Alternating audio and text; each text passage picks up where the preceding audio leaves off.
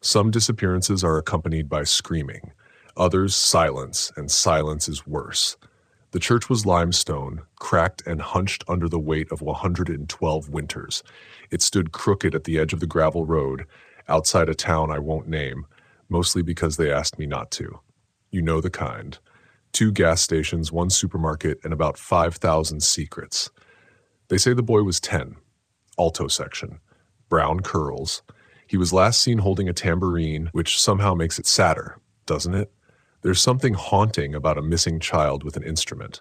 It happened during rehearsal. The choir was prepping for Easter, standing row by row in front of the altar. The organist says she turned her back for just a second, adjusting the stops when she noticed the gap. 1 fewer voice, 1 fewer body, no scream, no sound of the doors. And that part is crucial. You can ask any of them. The doors didn't open. The church has only 2 exits, and they both creak loud enough to wake the dead. So before you get comfortable, take a moment to like the video and subscribe, but only if you really like what I'm doing here. And let me know in the comments where you're listening from and what time it is. Now, turn off the lights, maybe turn on the fan for some soothing noise, and let's get started tonight. They thought he'd gone to the bathroom at first. Kids do that. But after 10 minutes, the choir director asked the organist to check. She walked past the pews. Nothing. Pushed open the vestibule. Nothing. Called his name. Nothing. The police arrived before sunset. They combed the building, starting with the obvious, the choir loft, the confessionals, the sacristy. They even opened up the baptismal pool under the altar, which hasn't been used since 1974. That's when they found the dead raccoon. Not exactly gospel material. Then they sealed the church for a week. Dogs were brought in, every wall tapped, no crawl space, no loose floorboards. The only hidden thing they found was a bag of Halloween candy tucked inside the pulpit by a teenager with bad decision-making skills. But no boy. I first heard about it from my uncle, a retired postal clerk with a fondness for bourbon and conspiracy documentaries. We were sitting outside in late July, sweat sticking my shirt to the chair when he said it. That church ain't clean. That's the first place I heard about the hollow ones. Yeah, the hollow ones. He said it like I should know what that meant. It's a bad house, he added, like we were talking about termites. Years later, I tracked down the choir director. Retired. Shaky voice. Still wore a cross the size of a banana. I blinked, she said. I swear I only blinked. He was there, then gone. She told me about the window. You see, in the back of the choir stand is a small stained glass window, no bigger than a pizza box. It depicts a lamb, glowing with golden threads around its body. She said when she turned back, that window was bright as sunrise, even though the sun was already down. But the window faces west. That part sticks with me. Another thing she said, it wasn't the boy's voice she noticed missing. It was the echo. Choir rooms have this subtle, layered resonance, especially old stone ones. She said it was like the walls had stopped repeating his notes, like they'd never been sung at all. Creepy, right? But it gets worse. 3 weeks after he vanished, a package arrived at the church. No return address. Inside, the tambourine, the one he held. But the strange thing, it was heavier than before. The church custodian weighed it, don't ask me why, and found it contained something sealed inside. They took it apart. Hidden in the rim, carefully fitted, was a small black marble. Cold to the touch, smooth as glass. But here's the weirdest part. It vibrated, just a little, when held to your ear. The priest reportedly took it straight to the diocese archive. That's Catholic for a very secure basement. Nobody saw it again. When I went to the town to investigate, years later, the congregation had dwindled to just 15 people. They still meet every Sunday, though the choir has since disbanded. Too much echo, one old woman told me, without irony. And the boy? His picture still hangs in the back vestibule, a grainy photo in a dollar store frame next to a stack of bulletins and a corkboard for lost gloves. He's smiling, tambourine in hand. Sometimes I wonder if he's still in there, somewhere behind that window, trapped between hymns. There's an open academic debate about disappearances like this. Some suggest microseismic events, others blame environmental gas pockets affecting perception. Still others bring up time slips, but me, I think it was the first door the hollow ones opened. I didn't plan to go looking for the midwife. In fact, I thought I was chasing something else entirely, a cold trail in an old file box. But you know how this goes. One story opens into another like Russian dolls, and sometimes the smaller ones are darker. They called it New Abundance. A homestead commune in the High Plains, mostly off-grid, founded in 1981 by a group of health-conscious families who believed hospital births were unnatural. You've heard this before: no sugar, no TV, no outside shoes indoors. What they didn't mention, at least not in the pamphlets, is that the group had its own midwife. Her name was Miriam Arlo, certified, respected, widowed early. She was brought in from the city to oversee a planned birthing schedule, 12 women, all pregnant within 2 months of each other. People say she was kind, careful, serious, but she didn't believe in anesthesia, and she always wore gloves, not latex, silk. 12 births went fine. Babies healthy, mothers recovering. Miriam stayed in a guest room attached to the birthing house, which they nicknamed the Cradle. Then came number 13. Now look, maybe it's a coincidence, maybe someone miscounted, but every person I spoke to agreed. There were 12 women, 12 expected births. Then came a 13th labor, and no one remembers whose it was. You ever hear something and your stomach goes weird, like your body knows the math is wrong before your brain catches up?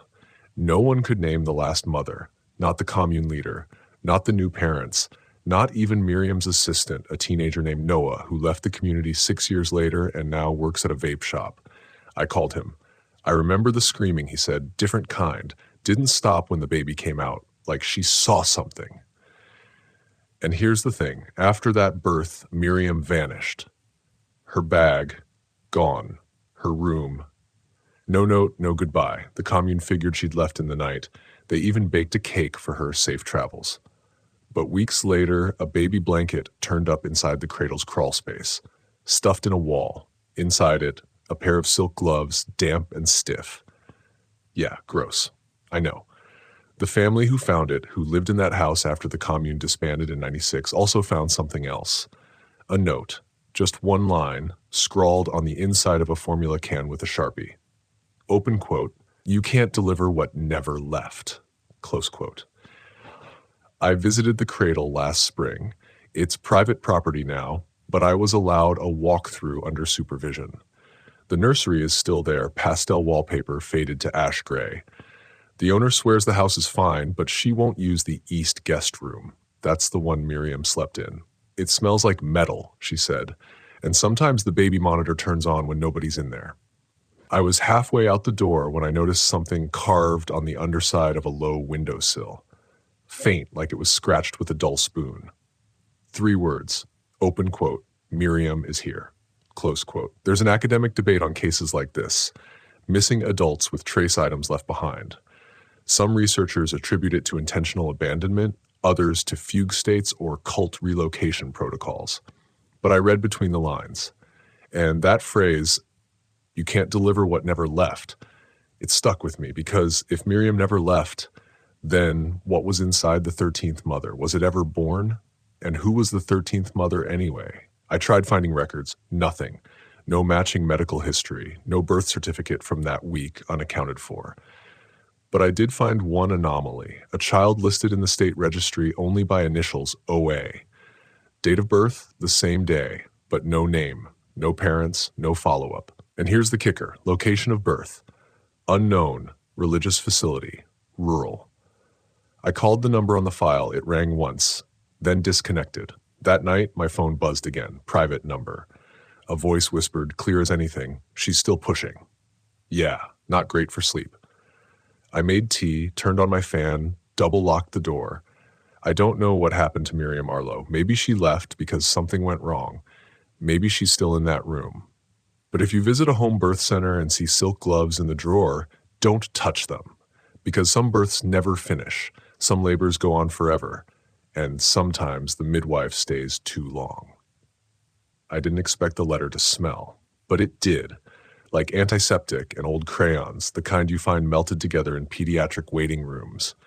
It arrived in a stiff manila envelope, no return address, just my name typed in a font so obsolete it looked angry. Inside, a single folded sheet.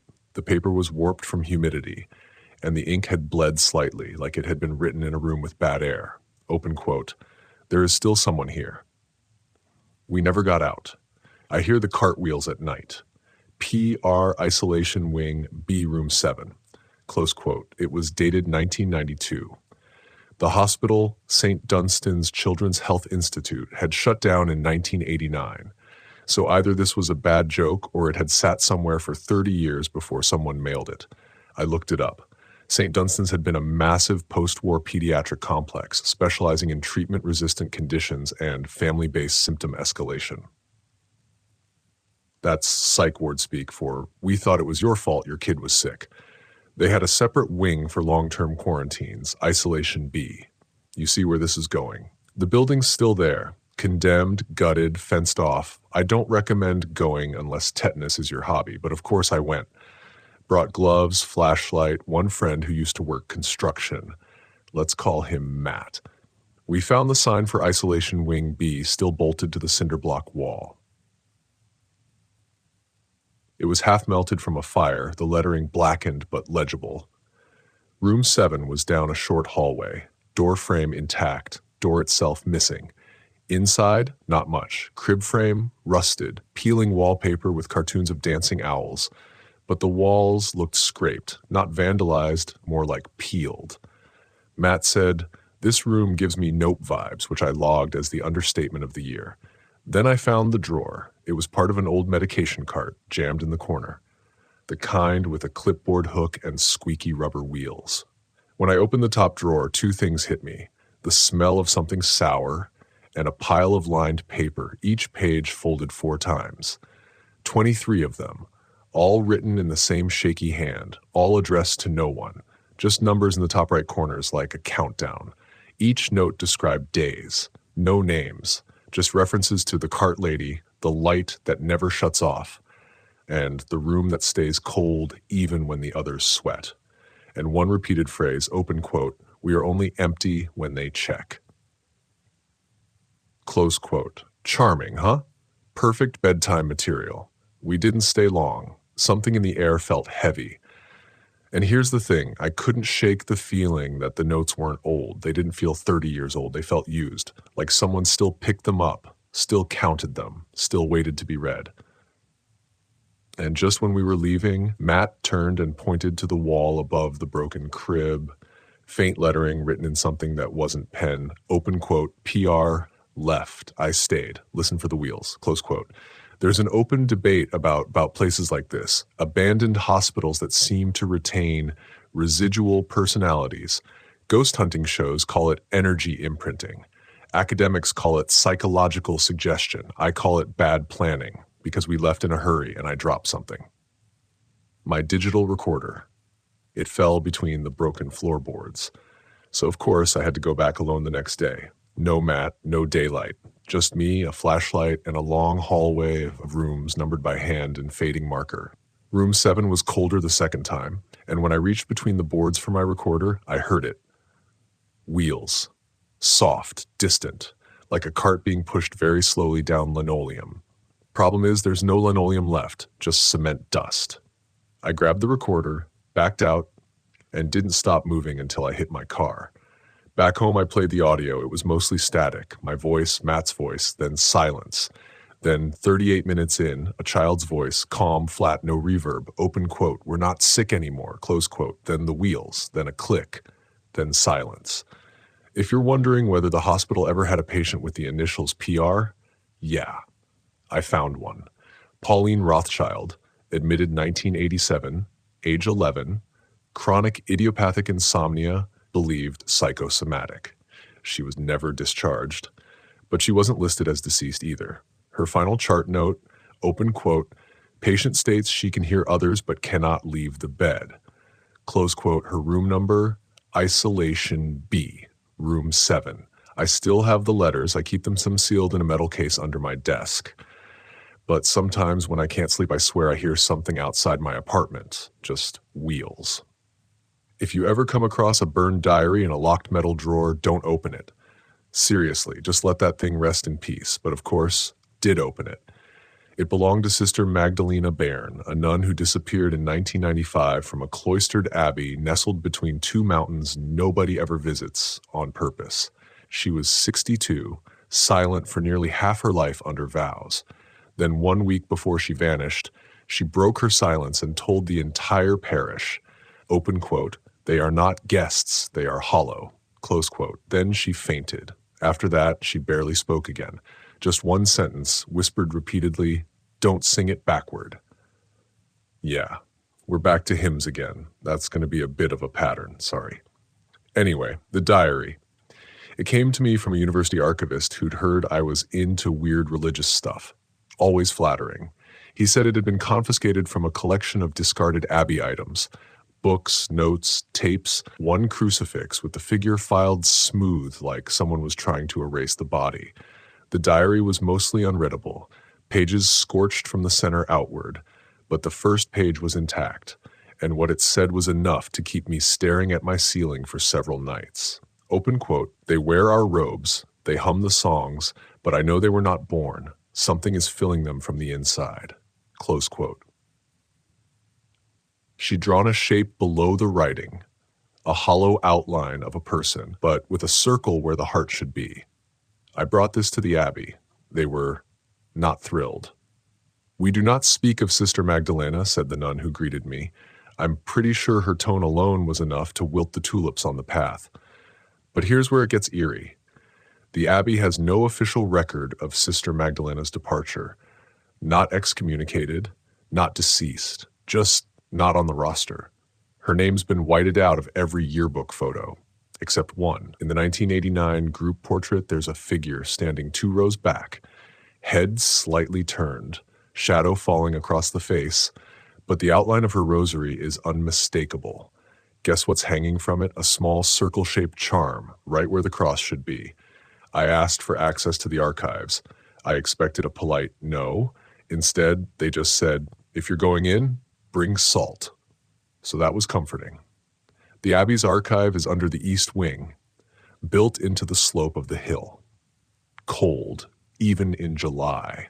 They gave me a ring of keys and told me not to stay past Compline. That's the night prayer for those of you who don't speak medieval Catholic. I found a drawer labeled Heretics and Departures. Real upbeat stuff. Inside were files dating back to the 1930s, accusations of unfit contemplation, private chanting, and something called horizontal supplication, which I'm not going to Google. Sister Magdalena's file was just a single envelope, empty, except for a cassette tape and a yellowed photo of a candlelit hallway. I played the tape, humming, soft, rhythmic, endless.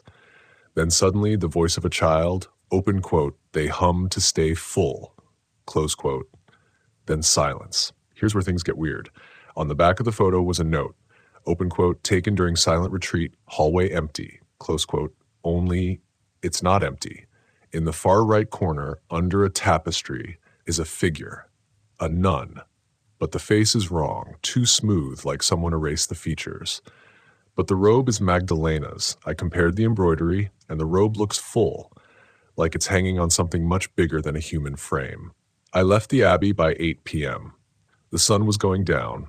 As I reached the car, I swear I heard humming, not from the chapel, from the woods. There's academic debate on phenomena like this, religious hallucination clusters, somatic delusion shared through routine. But others suggest something more structural, that old buildings, and especially sacred ones, hold on to certain kinds of patterns. The question is, are those patterns internal, or do they sometimes fill themselves in?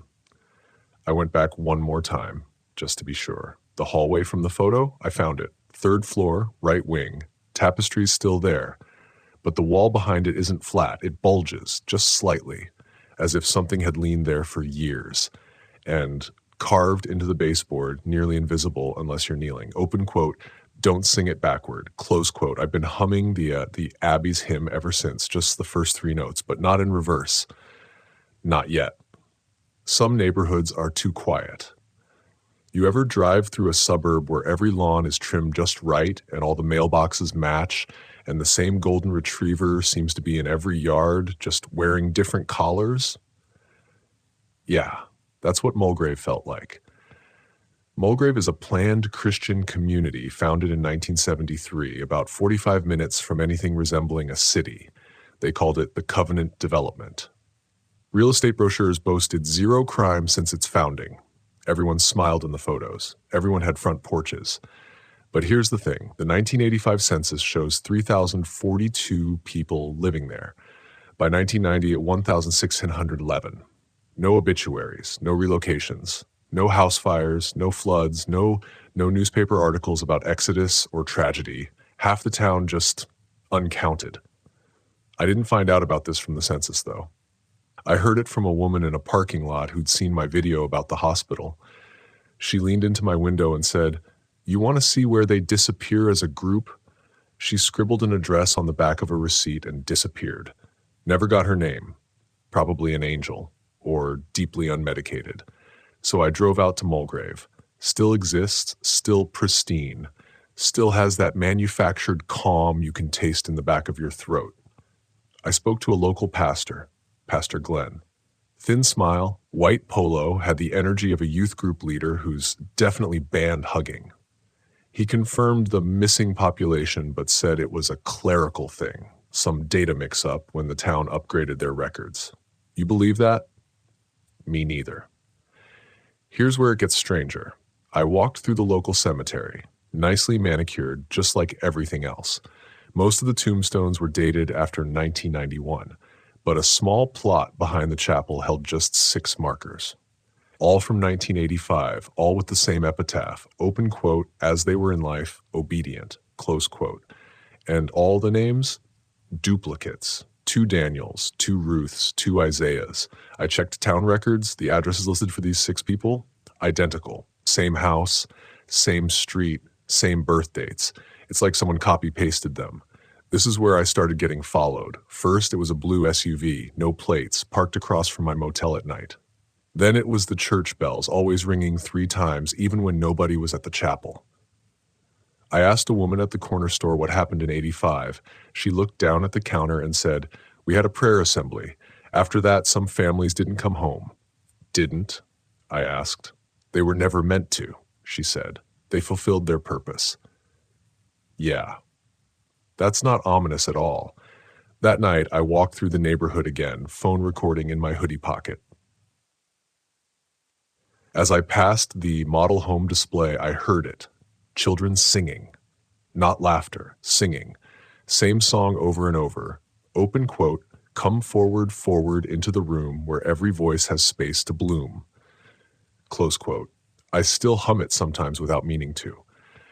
There's an academic term for this kind of phenomenon, group amnesia. It's usually benign. People forget what year a store closed or whether there used to be a dog statue on Main Street. But this was more than that. Mulgrave didn't forget. They were told to forget.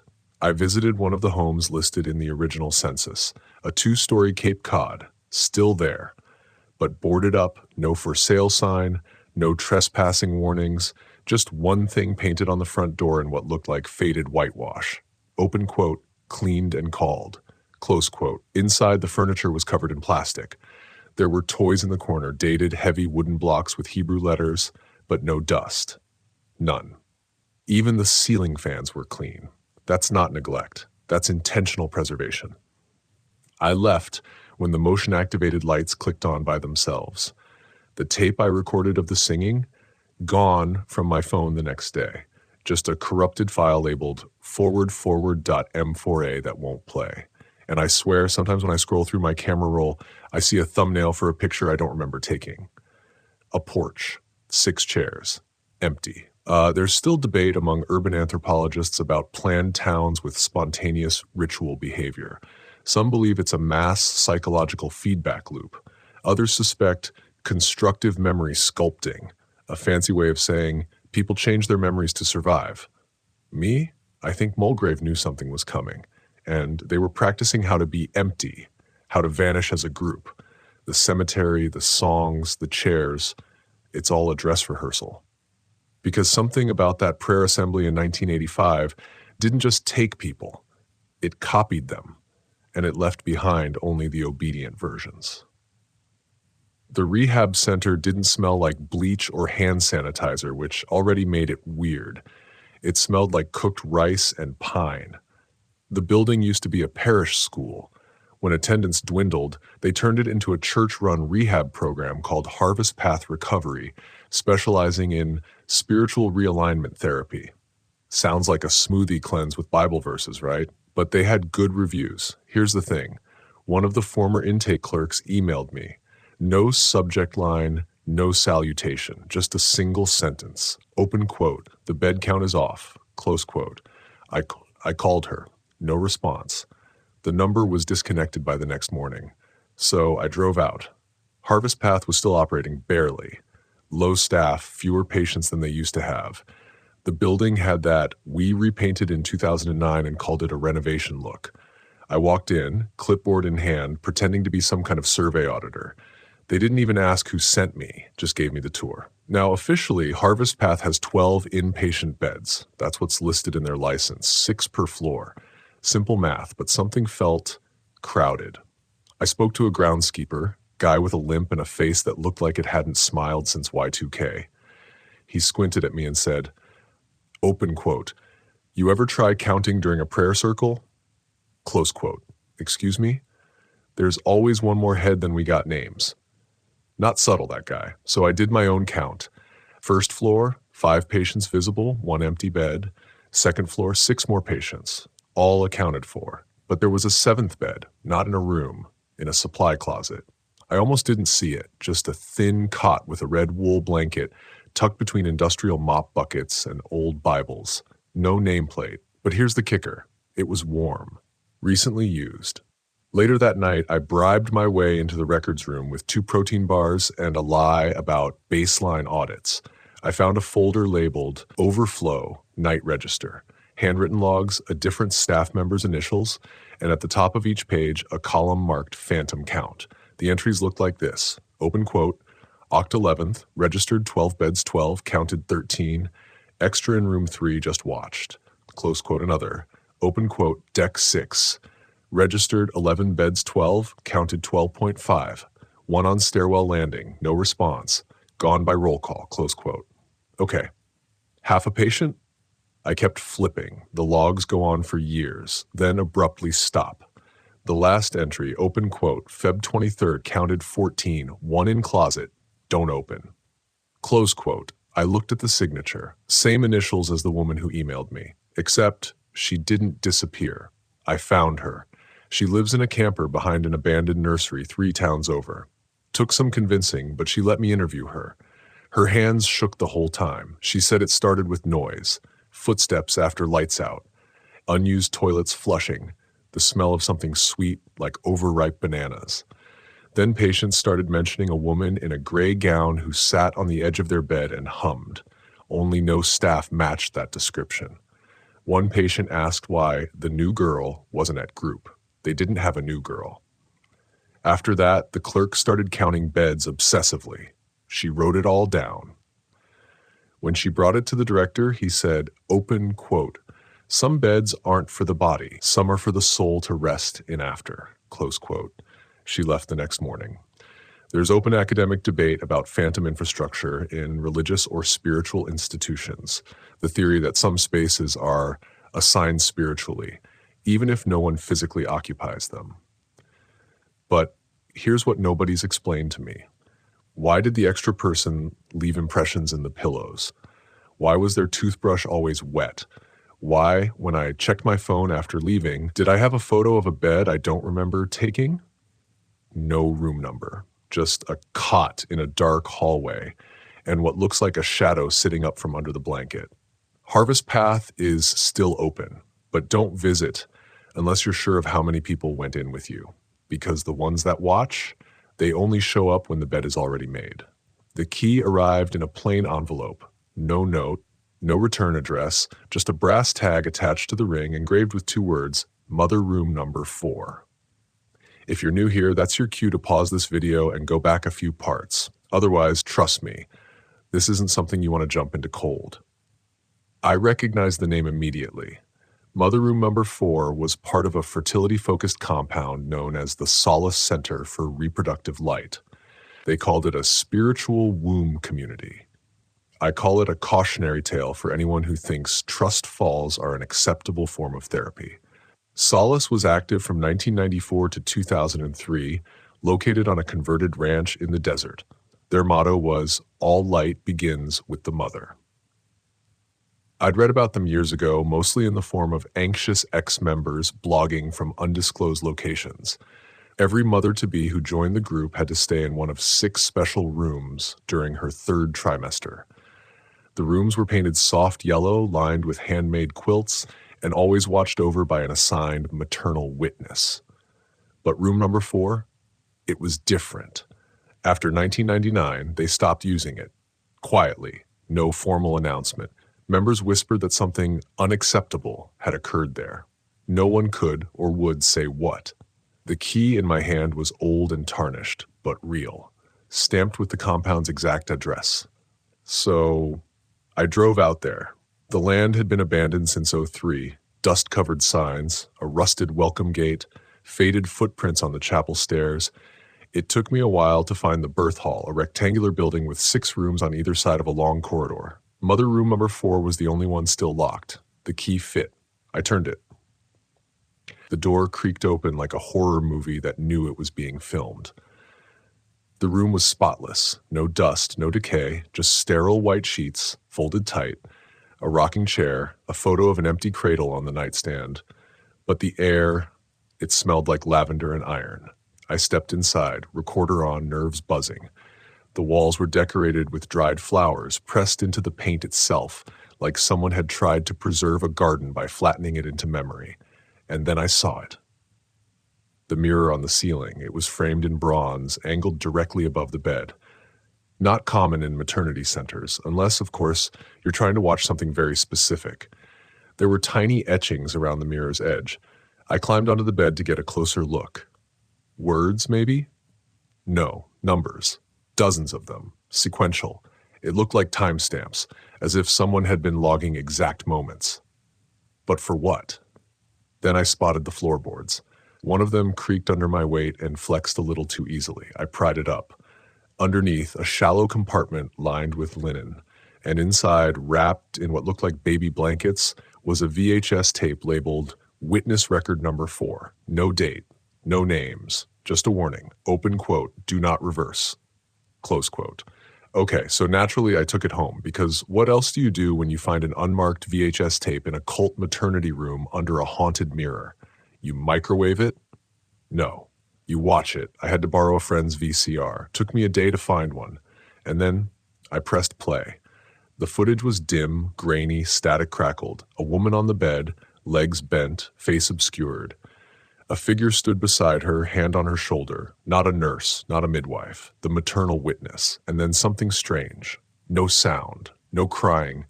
Just a third shadow. Moving along the mirror. It didn't match anyone in the room. It moved when they didn't. It leaned closer to the bed when the woman writhed.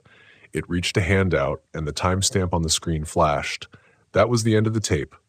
Just a flicker. Then, blank. I rewound it just a little, just to see that timestamp again. The screen went black, and a voice, whispered low and distorted, said, "Open quote." She kept quote. I ejected the tape. Burned it. Haven't slept the same since. There's an open debate among sociologists about the function of witness roles in cultic birthing rituals. Some say it's about control, others believe it's a trauma bonding method. But that doesn't explain what that shadow was, or why it moved independently. I called one of the former Solace midwives, now living in Canada under a new name. I asked what happened in room number 4. She went quiet, then said, open quote, "She didn't give birth. She gave space, and something else took it." Close quote. To this day, no birth records exist for the woman in that video. No baby registered, no death certificate, just a timestamp.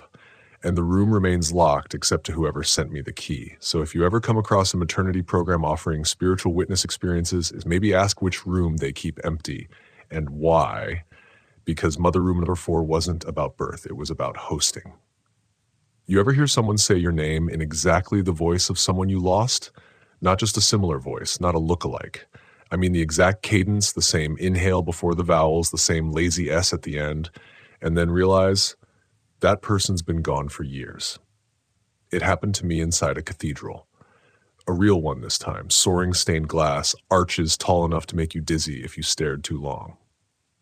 A European holdover in a North American town that still insists the world ended in 1999. The place was mostly empty. Tourists wandered through, phones out, snapping photos they'd never revisit. But I wasn't there for sightseeing. I was there because someone sent me a file. No text, just a 14-second audio clip titled Vespers.wave. It was choral, meditative, and at exactly the 9-second mark, someone sang my name. Not just any name, the voice of my older sister, except she's been missing since 2004. The clip came from a public email, no traceable metadata, but the file name matched a choir practice track from the Church of St. Odron, located in a city I'd never visited. So I did. Mass wasn't in session, but there was music. Subtle, high, winding down from the rafters like fog. It came from the choir loft, 3 floors above and closed to the public. A sign read, "Private, rehearsals only." I didn't care. I went up. The stairs creaked, each step more hesitant than the last, like the building itself didn't want me there. At the top, a narrow wooden balcony overlooked the pews. Empty folding chairs faced sheet music stands. And at the center, a single microphone, plugged in, red light blinking. Live. There was no one in sight. But the humming kept going. No lyrics, just vowels, shifting into impossible chords. The kind that vibrate in the back of your teeth and make you think of water dripping in empty caves. And then, my name again, not whispered. Sung na. Her voice, my sister's voice. I ran, okay? Feet barely touched the steps. I nearly fell, caught myself, didn't stop until I was outside in the sun, shaking so hard I accidentally dialed someone named Alfredo in my contacts. But curiosity doesn't stay quiet long. That night I returned, this time with gear, recorder, EMF reader, flashlight, and, just for kicks, a bottle of holy water from a joke gift someone gave me last Christmas. You know, just in case. I went back up. And this time I noticed the sheet music. Each piece was titled La Voce Dentro, the voice within. No composer listed, no lyrics, just staff lines filled with impossible notes, clustered chords that shouldn't be singable by human voices. But the recording I captured, it matched. When I played it back at home, the humming was clearer, layered. And then under it, a faint sentence, open quote, "We wear your voices until you come back." Close quote, nope. I isolated the track, enhanced the reverb, and suddenly I heard multiple names, mine, my sister's, others I didn't recognize. All sung in tones that shouldn't match. Different ranges, accents, speeds, but they did. I sent it to a sound analyst friend of mine. He called me an hour later, whispering like he was in a library. Open quote, "There's no natural throat that can produce those intervals. And get this, when I filtered out the top layer, the melody underneath, it's Gregorian, backward." Close quote. Ah, there it is again. The backward singing. That's been creeping in since the Nun's Diary in Part 4.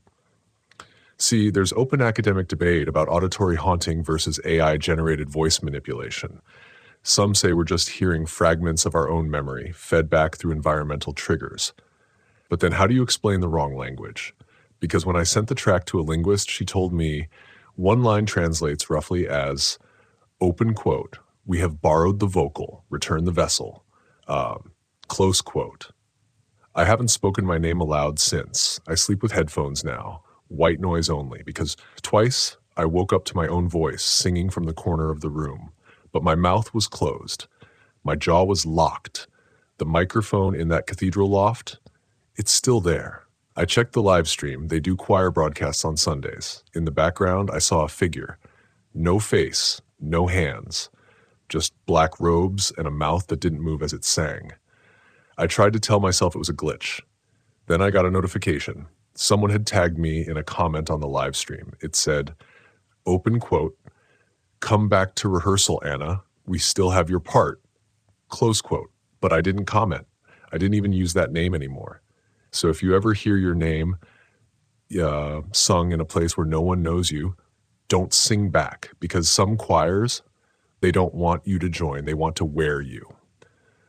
Some families pass down recipes. Others, old houses or photo albums. Mine, apparently, we pass down people who vanish. I wasn't planning to bring my grandfather into this series, mostly because, well, we weren't that close, and technically he didn't disappear. He just walked away one day and never came back. Big difference, right? Except last week I got a voicemail from a retirement home in Wisconsin. Open quote, "Hi, this is St. Elgin's Care Center. We believe your grandfather, Robert Greaves, may have listed you as an emergency contact. Please call us back immediately." Close quote. Here's the problem. My grandfather died in 1989.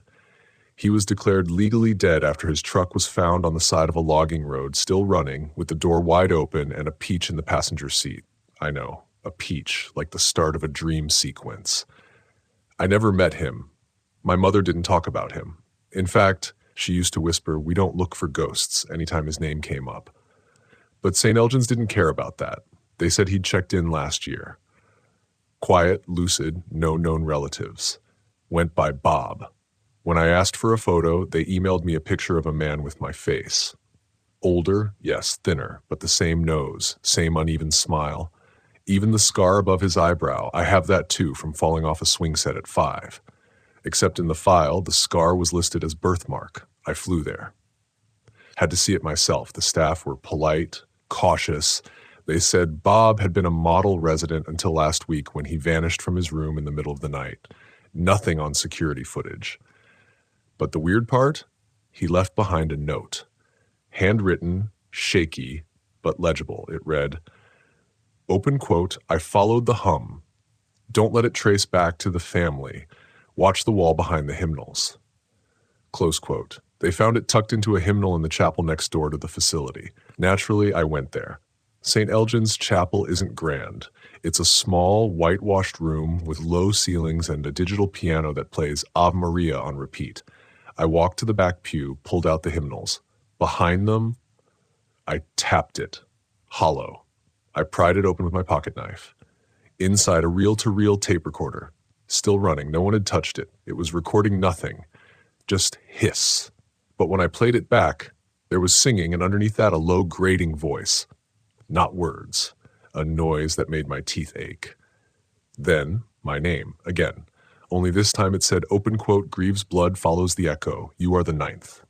Close quote. I backed out of the room. That's when I noticed the portrait on the wall. The chapel's founder, Father Abel Greaves. Same last name, same scar over the eyebrow, same lazy smile. He'd built the chapel in 1914, and his disappearance, same as my grandfather.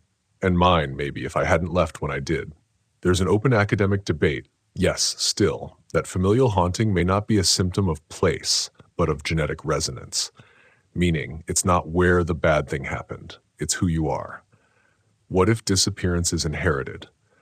What if something chooses bloodlines like we choose wallpaper samples? I started tracing back the Greaves family, going back to 1870. 11 missing persons, no crime scenes, no bodies, just notes. Always a note. Always a variation of the same phrase. Open quote, "Follow the hum.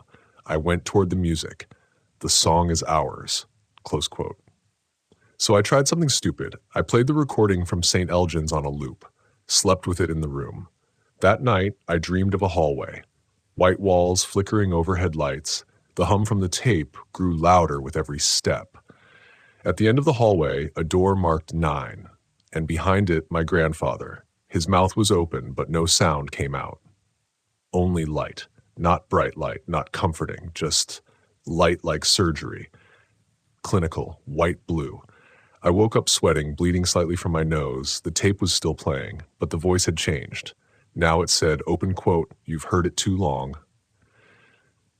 We're in your pitch now." Close quote, I threw the recorder into the river, which is either symbolic or wasteful, depending on how you feel about cursed electronics. If you ever get a call from a nursing home about a relative you thought was dead, don't go. If you do go, don't open the wall behind the hymnals. And if you must open it, don't press play. Because in my family, once you hear the song, it doesn't stop. You just start humming back. You'd think after the singing, the name-calling, and the genetically inherited audio hauntings, I'd stop looking. But here's the thing. Once your name is sung in the right key, it doesn't leave your bones. You vibrate with it. You itch. That's how I ended up at the Barker Family Healing Retreat, deep in the mountains of Alberta. Don't Google it. It's not on any map. Not anymore. The Barkers were one of those large families you read about in paperback memoirs. 15 siblings, all homeschooled, raised with strict dietary codes, rural medicine, and, wait for it, sacred harmonic therapy. That's their term, not mine. Basically, they believed that singing in certain frequencies could cure illness. Cancer, depression, missing teeth, you name it, they had a tone for it. Sound insane? Sure. Except that 5 members of the family went missing in 2003, one by one over 5 consecutive Sundays. And guess what they were all doing when they vanished? Leading the final note of the weekly healing chant. No trace. Just gone. Microphone still hot. Room still locked. The last to go was 17-year-old Mariah Barker, and she was caught on tape. I know because I found the tape. Not easily. It took 3 burner email accounts and one weird guy on a forgotten cassette forum named Coral Crypt. He sent me a rip of the audio, and I swear to you, it's the most uncomfortable silence I've ever heard. Yes, silence. Because the moment Mariah hits that note on 432 hertz, by the way, there's a pop like a mic unplugged. Then nothing. Not room tone, not background hum, just vacuum. That's when the file ends. And in the metadata, the words taken at pitch. I couldn't stop thinking about that phrase. So I went up there, found the old site. The buildings are still there, rotting but intact. Giant wooden structures, like chalets designed by someone who thinks Wi-Fi is witchcraft. The main lodge had a central gathering room, chairs in a circle, a rusted piano, and on every wall, painted symbols that looked like sheet music turned into mazes.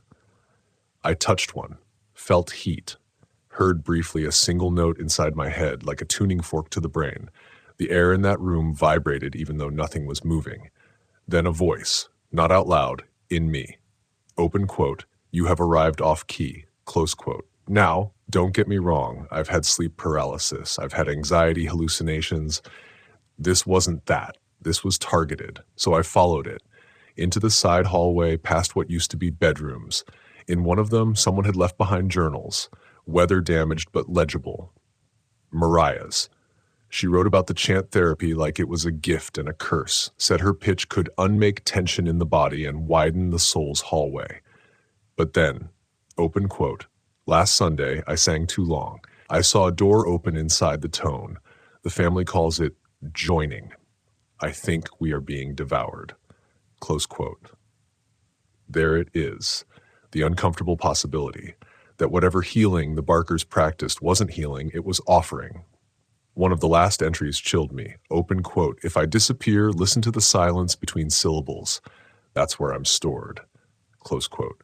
Now here's where things got personal, because taped to the back cover of the journal was a photo, black and white, grainy but clear enough, Mariah smiling, and next to her, my sister. Same age, same year, and a caption, "Anna, second pitch." I dropped the book, ran outside. That's when I heard it, a low chorming from somewhere beneath the foundation, like 100 people sighing in harmony. Not voices anymore, something deeper. I threw my recorder down there, left it running for 6 hours. When I reviewed the audio, I nearly passed out, because it was my sister's voice, singing, slowly, deliberately. Open quote, "Still time, still time, still time to sing along." Close quote. She sounded calm, not scared, not trapped, just convinced. There's an open academic debate about sonic cult phenomena, whether certain frequencies, when combined with belief, can trigger collective trance, hallucination, or what some now call spiritual relocation. What if this wasn't a disappearance? What if they tuned themselves out of our reality? What if my sister chose to go? And what if she's asking me to follow? I don't know what the Barkers were trying to fix, but I think they broke something instead. And now it echoes. Here's the problem with listening too closely. You start to hear things you shouldn't. I told myself I'd leave the Barker place alone. Go home. Sleep it off. But back in my apartment, the singing followed me. Not literally, I wasn't being haunted. Not yet. But my phone kept playing that file even after I deleted it. The audio reappeared 3 times in 3 different formats, .wav, .mp3, FLAC. At one point, it showed up as a voice memo labeled "from Anna." I don't use voice memos. I stopped trying to delete it. I just stopped playing it, left the volume off. But the moment you do that, your brain fills in the gaps. You start to hum in the shower. In the elevator, on the bus, it creeps in like mold in a corner, quiet, certain. One night I recorded myself sleeping. You know where this is going, right? Around 3:43 a.m., I sit up, staring dead ahead, eyes open. I start singing a single note, long and low, not unpleasant, just off. Then I speak, clearly. Open quote, 9th pitch located, harmonization pending, close quote. That was my voice, but not my words. I sent the clip to a sleep clinic. They asked if I had a history of dissociative behavior. I said no. They said maybe I should get a second opinion. Here's where things went from paranormal to personal. I got a letter. Mailed. No return address. Inside was a newspaper clipping dated 1972. 4 children disappear from Temple schoolroom during choir rehearsal. Underlined was a name, Annalise Greaves. That's my mom. She never mentioned this. Never. According to the article, she and 3 other children aged 8 to 12 vanished for 3 hours during a Sunday rehearsal. No doors opened. No one saw anything. They were found asleep behind the organ, unharmed, but all 4 refused to speak for weeks afterward. My mom's parents pulled her from the church. The article ends with a single line, open quote, "One of the children reportedly told a psychiatrist the voice chose her key, not ours," close quote. So now the pattern isn't just real, it's generational. Remember my grandfather's note? Watch the wall behind the hymnals. Well, I checked old maps of the Temple schoolroom, and guess what? That wall didn't exist in 1972. It was added after the incident. I'm starting to think our family doesn't live in one timeline. We live on the edge of them, the echo zones, the spots where sound isn't just sound, it's structure. There's an open academic theory, super fringe, but it exists, about audiomorphic thresholds. In layman's terms, frequencies that reshape perception so profoundly they can shift spatial recognition. Basically, you hear the right thing in the right place and the room becomes something else. What if that's what happened to the Barker kids and to my mom? What if the reason she doesn't talk about it is because she still hears it? I confronted her, drove to her place, told her about the retreat, the tape, Anna's voice. She didn't blink, just sat on the porch and said, open quote, "It's always the 9th. That's the note they want." Close quote. When I asked who they were, she whispered, "Not ghosts, not gods, just listeners." She told me that after the Temple incident, she started hearing music in her sleep. Not beautiful music, mathematical music, scales that looped without repeating, chords that ended in silence. Once, she said, she tried to match the pitch and blacked out for 4 hours. When she came to, her hands were covered in soil. No explanation, no memory, just earth and bruises. She made me promise never to follow the song, said it's a trap disguised as comfort. You think it's calling you home, she said, but it's calling you in. I asked about Anna. She said, she was always humming, even the womb. So that's it, right? My sister inherited it. My mom escaped it. My grandfather vanished into it. And me? I can't stop dreaming of that room, the hymnals, the wall. And now I think I'm supposed to finish the note, the one they never got in 1972, the final pitch. It's why I can't speak during thunderstorms, why my ears ring when choirs warm up, why radios crackle when I drive under tunnels. I'm not haunted. I'm tuned. And I think the concert hasn't even started yet. Here's something no one warns you about. When you start hearing music in your sleep, your dreams get organized. Not wild, shifting chaos, not Freud's leftovers. Choreographed dreams, staged, blocked, rehearsed. I'm in the same room every time now. The one from the Barker retreat, but cleaner, lit by candlelight, air humming with expectancy. I'm sitting in a semicircle of people I don't recognize, but I know them. They don't speak, they don't blink, they wait, and then always a voice behind me. Open quote. You are the final harmony. Close quote. I wake up sweating. Sometimes I'm humming, sometimes I'm crying, sometimes I'm just staring at the ceiling fan, hearing it pulse in 3/4 time. So I did what any idiot with trauma and insomnia would do. I went back to the school. The old temple schoolroom. It's abandoned now, property of the city. The roof collapsed 5 years ago, but I found a way in through a broken basement window. Inside, the air was thick with mold and memory. I found the wall, the one my grandfather mentioned. Behind the hymnals. Took about 2 hours, but I found a loose panel. Behind it, a narrow crawl space. Smelled like rust and lavender. And carved into the wood, 9 notes burned into the beams. Handwritten, jagged, like someone carved them in a hurry. Underneath was a single word, open quote, open. Close quote. I took a picture and sent it to a friend of mine who does sound restoration.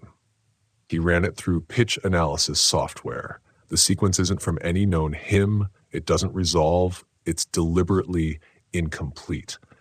He called me back 5 minutes later and said, open quote, whatever that is, it's designed to be finished, but I don't think it should be.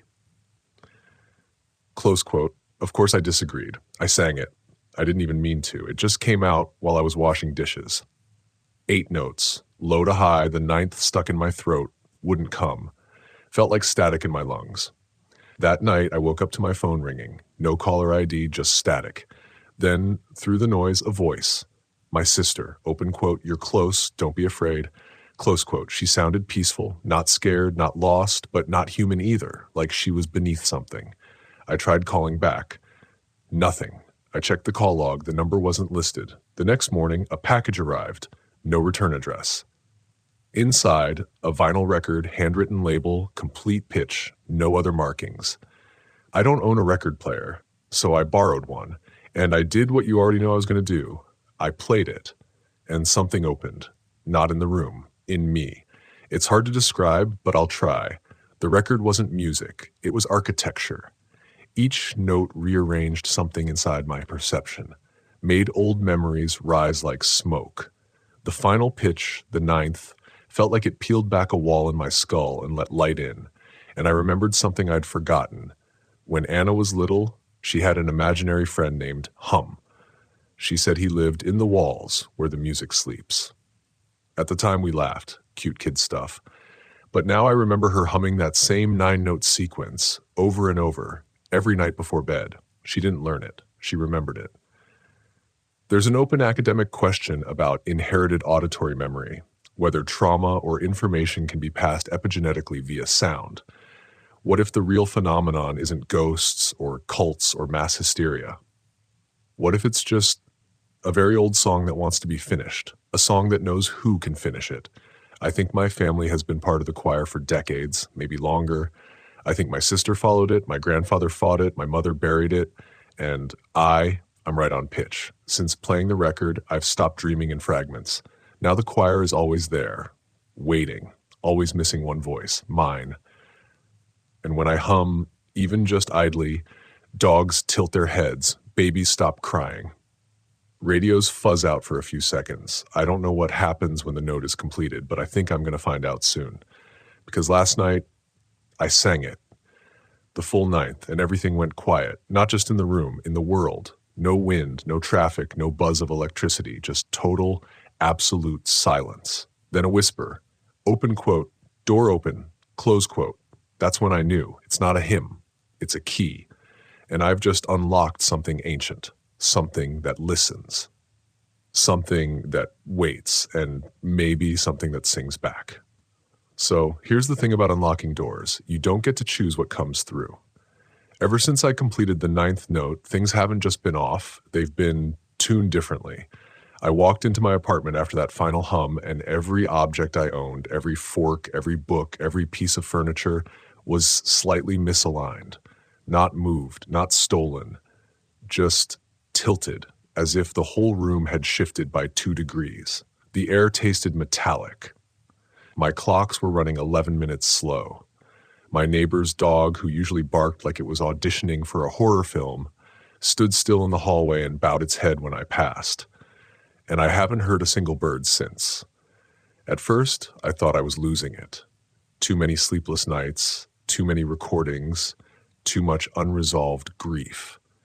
That's the reasonable answer, right?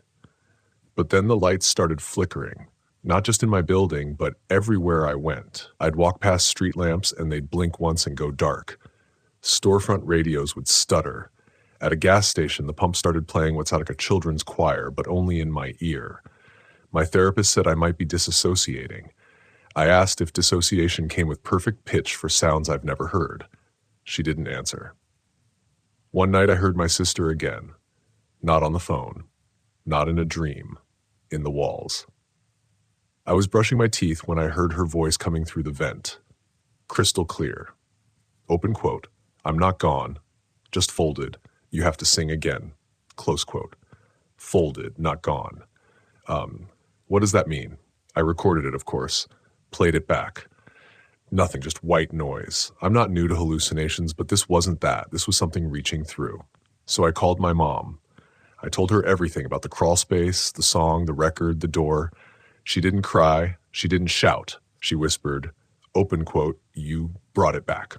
Close quote. I asked her what it was. She said, open quote, it's not a what. It's a place, a choir chamber, buried in the wrong dimension. Close quote. She said the church elders had tried to seal it back in 1972, but the residents kept finding new carriers, people with the right voice print. Not believers, not victims, just instruments. Apparently, in every generation, one person was able to complete the pitch. And when they did, something listened, something moved, and someone went missing.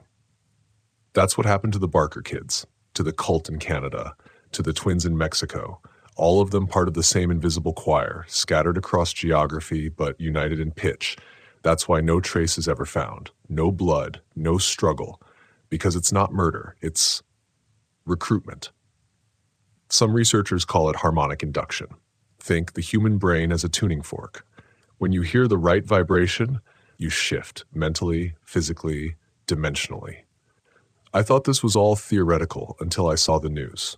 A girl had gone missing, 15 years old, small town in the Alps. The only clue, a voicemail she left for her mother. She was humming the exact same 9-note sequence. And guess what her last words were? Open quote, I hear my name in the music. He's calling me in. Close quote. Not calling me out, not calling me home. In. I keep thinking about that. So now I have a choice. Maybe. I can stop. Burn the record. Throw away every device. Find a cave somewhere and scream into it until I forget. Or I can follow the song. You see, I think the choir needs a conductor. I think that's what I am. And here's the part I haven't told you. Ever since I completed the pitch, I've started to see things, not ghosts, not shadows, blueprints, like the world around me is layered with invisible notation, staff lines across the sky, crescendos hanging in stairwells. Every time a siren wails or a microwave beeps, I feel it in my teeth, a reminder that we're all just part of the same broken melody. I went back to the Barker retreat one more time. The chapel's sealed now, caution tape, padlocks, but someone had spray painted something across the door in deep red. Open quote, we never finished the song. Close quote. That night, I set up microphones in my apartment, 8 of them arranged in a circle, like choir members. I stood in the center, sang the notes again and again until the 9th came out not as a whisper, but as a command. And then the lights died. The room went flat like a soundless vacuum, and all 8 microphones played back different voices in sync, mine, my sister's, my mother's, others I didn't know, and all of them saying the same thing, open quote, the door is open, come in, close quote. So I'm not alone anymore, not in the music, not in the silence, and I think the final performance is getting closer, because earlier today, someone slid a note under my door. It said, open quote, final rehearsal, midnight, bring your voice, close quote. And the paper, it smelled like lavender and rust. Here's what they don't tell you about the final rehearsal. You've already done it 100 times in your sleep. I don't remember leaving my apartment.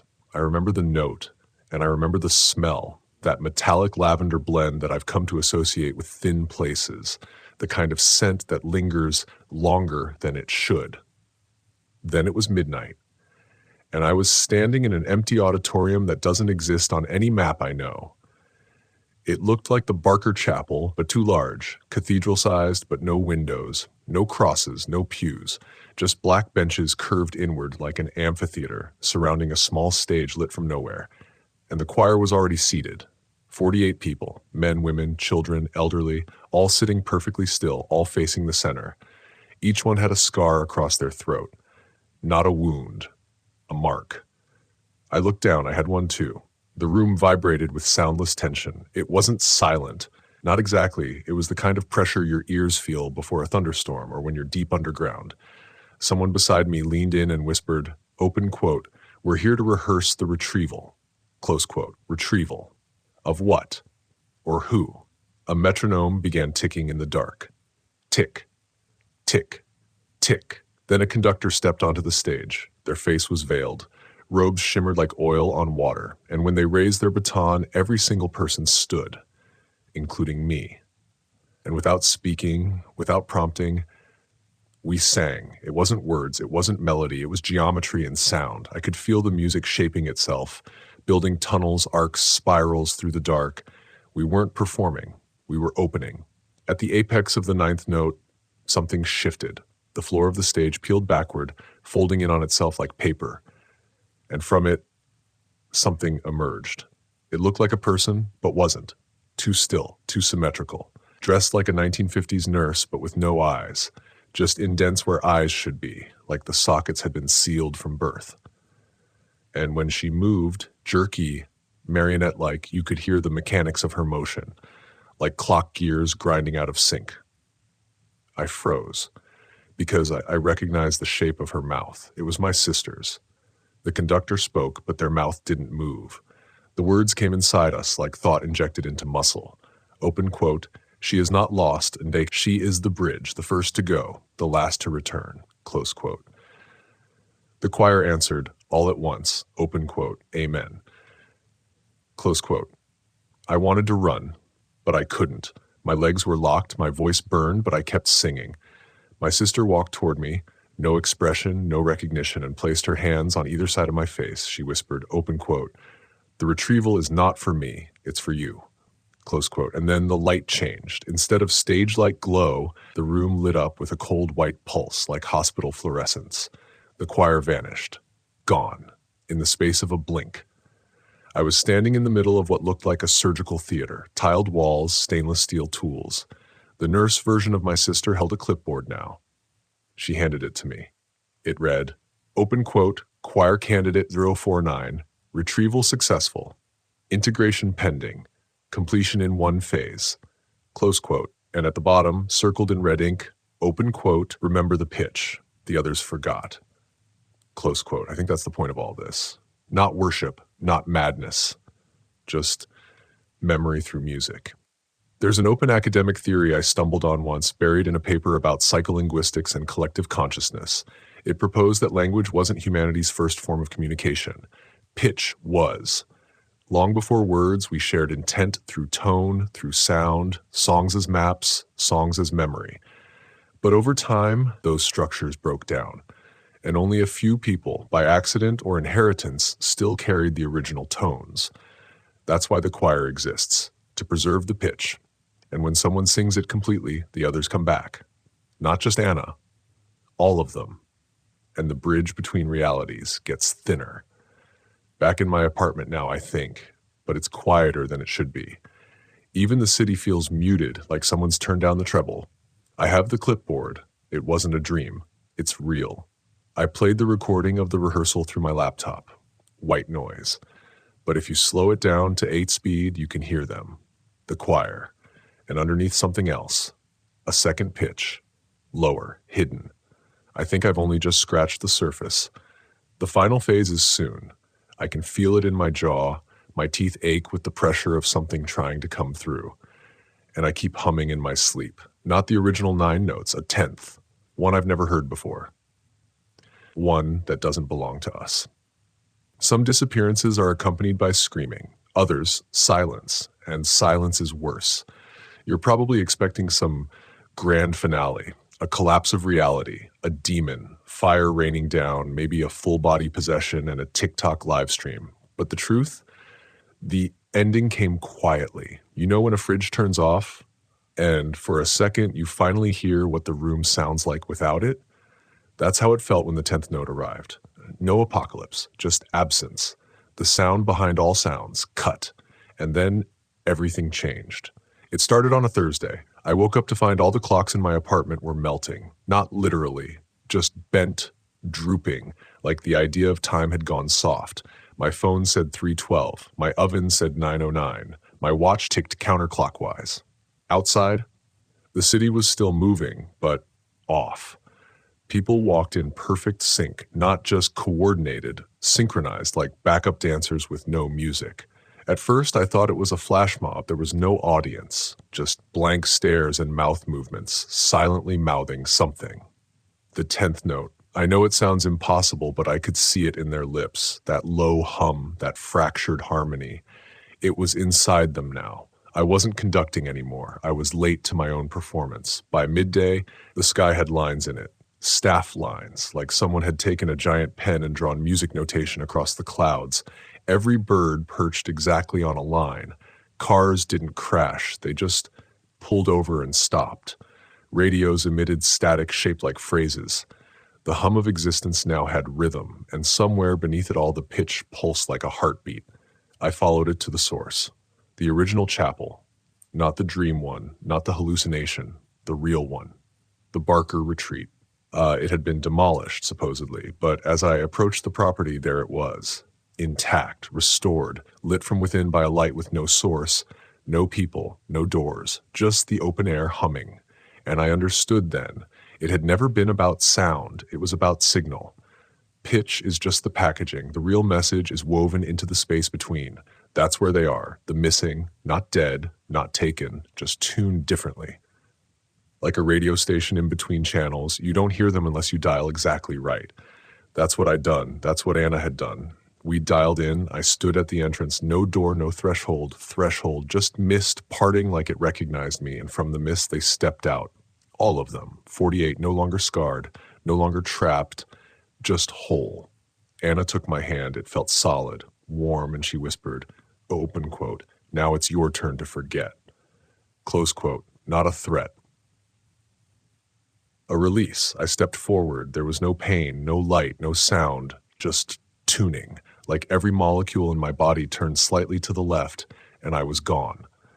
I don't know where I am now. I can still feel you listening. Somehow. Maybe I left this story behind for you to find. Maybe it's echoing in a different key, or maybe you're next, because the music's still playing, and once you hear it, really hear it, you can't go back. The choir always needs a voice. And silence. Silence is just a rehearsal space. You made it to the end. That says something about you. Not everyone can walk through a story like this and come out the other side with their mind intact. Maybe you didn't. Maybe you'll notice things are a little off now. Sounds are a bit sharper.